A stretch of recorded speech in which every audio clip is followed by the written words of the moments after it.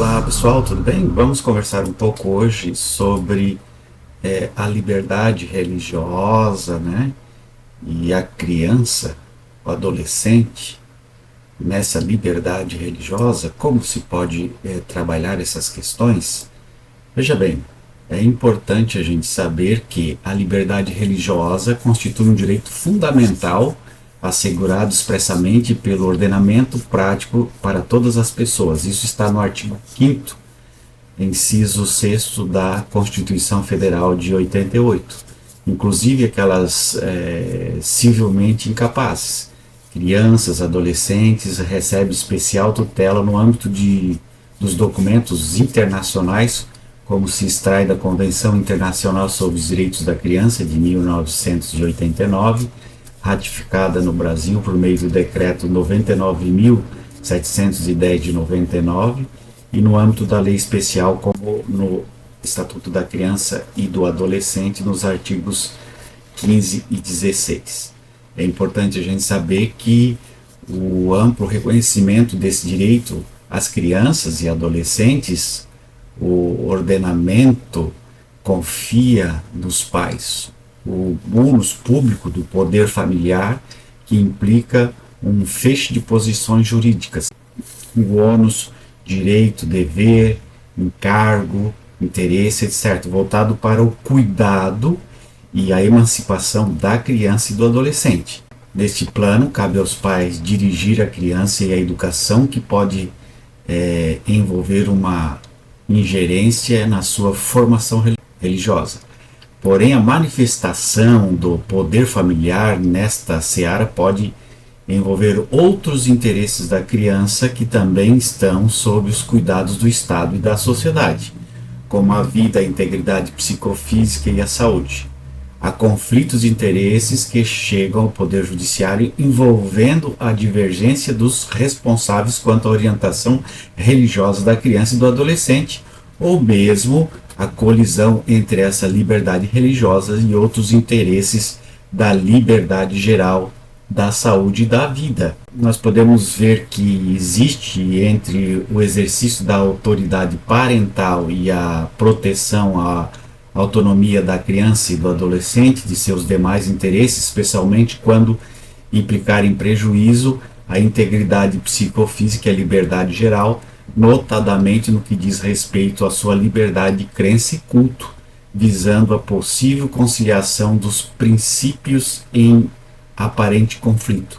A partir do aspecto funcional do poder familiar e da abordagem da lente da principiologia constitucional, que dá sustentação à cláusula geral da tutela da pessoa, evocando igualmente os princípios da proteção integral e do superior interesse da criança, se apresentarão algumas balizas para a solução dessa tensão. A liberdade religiosa é um direito constituído a duras penas pela sociedade ocidental.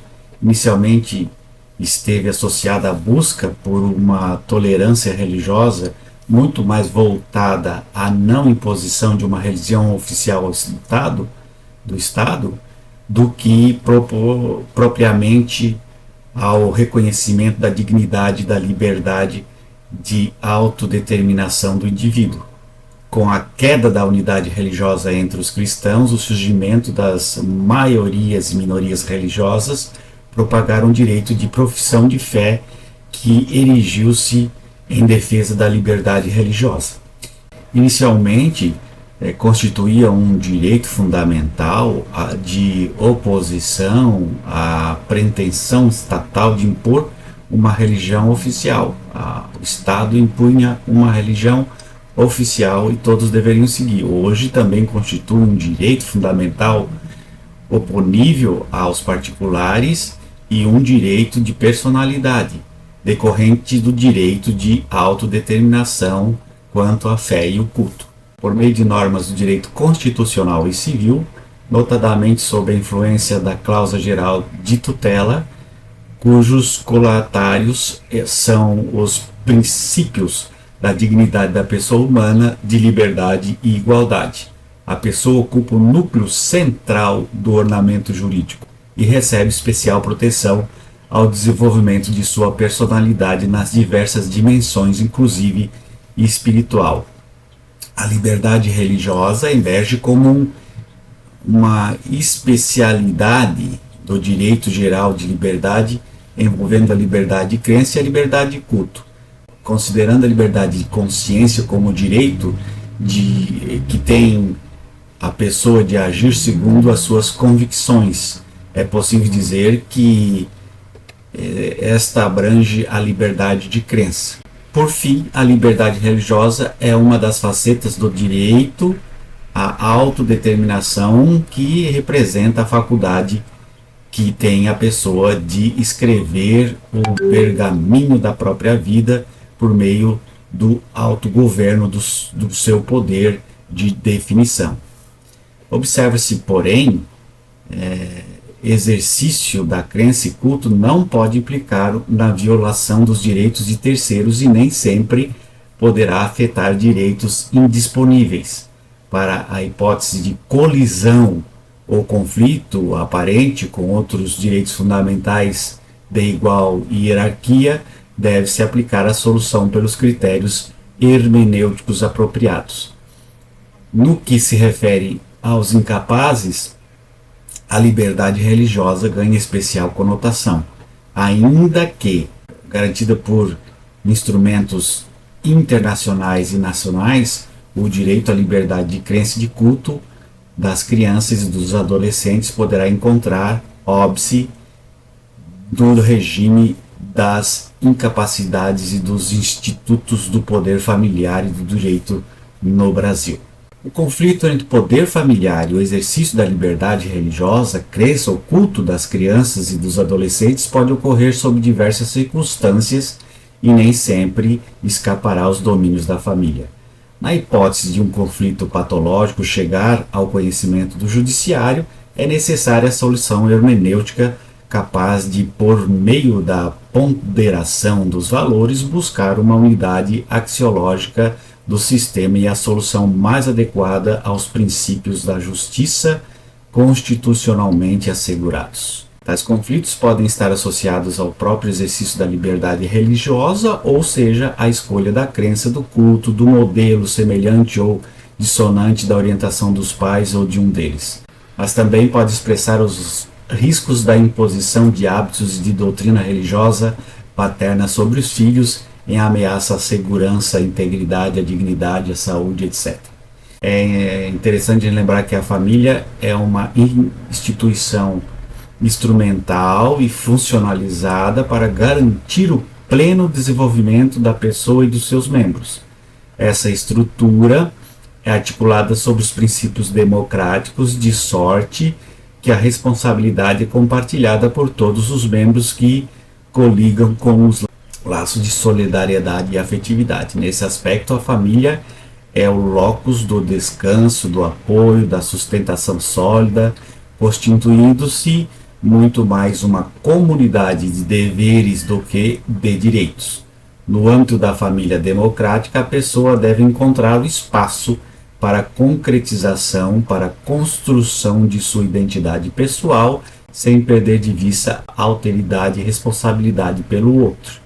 Nesse contexto familiar, como os pais poderão negociar suas divergências pessoais sobre a educação religiosa dos filhos? Poderiam, incapazes, divergir da orientação dos pais e ter sua própria vontade respeitada? Poderiam os pais, em nome do cuidado, cercear a liberdade de crença ou a liberdade de culto dos seus filhos? Os pais teriam legitimidade para cercear outros direitos fundamentais como a saúde, a segurança, a liberdade de ir e vir, com vivência familiar e social, a educação, nome da religião que eles mesmos professam? A liberdade religiosa, então, nos seus dois aspectos, liberdade de crença e liberdade de culto, são direitos fundamentais garantidos pela Constituição Federal, mas que, por comporem a identidade do indivíduo, podem ser tratados no âmbito dos direitos de personalidade, Seu reconhecimento é garantido mesmo quando os titulares são incapazes, especialmente os menores, sendo que, além da Constituição Federal de 88, diversos outros instrumentos legais garantem à criança e adolescente a liberdade religiosa. Entretanto, diante do dever do cuidado que se coloca aos pais e familiares em razão do poder familiar, que impõe inclusive uma função educativa que compreenderá também um viés religioso na determinação das opções religiosas do indivíduo em formação de sua personalidade, há um aparente conflito nos casos em que há divergência entre a posição religiosa pretendida pelos pais e a pretendida pelo filho. Tendo em vista a nova conceituação da família democrática e eudenomista, pautada no direito e participação, inclusive dos filhos, nas decisões que lhes dizem respeito, bem como reconhecimento no menor um indivíduo que está em plena formação de sua personalidade, temos que a mera imposição da postura religiosa implica uma violação ao princípio de liberdade religiosa do filho menor. Desta forma, diante de eventual conflito entre as posições religiosas dos pais e filhos menores, a autonomia privada deste que está em formação há de ser respeitada, não significando necessariamente que sua vontade deverá prevalecer no caso concreto, mas que pelo menos deverá ser considerada na tomada plural de decisões. Deve-se, portanto, respeitar as escolhas conscientes das crianças e dos adolescentes no exercício de sua liberdade religiosa, de forma que caberá aos pais orientá-lo da melhor maneira possível, inclusive podendo aconselhá-lo quanto à doutrina religiosa que entendem a mais certa e a mais errada, sem, contudo, mitigar sua eventual possibilidade de buscar conhecer ideias diferentes e de efetivamente praticá-las. Contudo, devem os responsáveis, ante o seu dever de cuidado, resguardar a segurança e a integridade psicofísica da criança e do adolescente, por exemplo, impedindo-o de frequentar cultos em que se coloca em risco a integridade física. Assim, somente se admite a mitigação do exercício das liberdades de crença e culto da criança e do adolescente quando em situações de risco ou resguardado de sua integridade psicofísica se mostrar preponderante. Nos casos conflitantes entre o exercício de poder dos pais e a liberdade das crianças e adolescentes, a liberdade desses tem sido utilizada como ratio decidente, no sentido de reconhecer a sua titularidade da criança e do adolescente e não nos pais, bem como buscando-se a preservação absoluta prioridade dos interesses das crianças e dos adolescentes.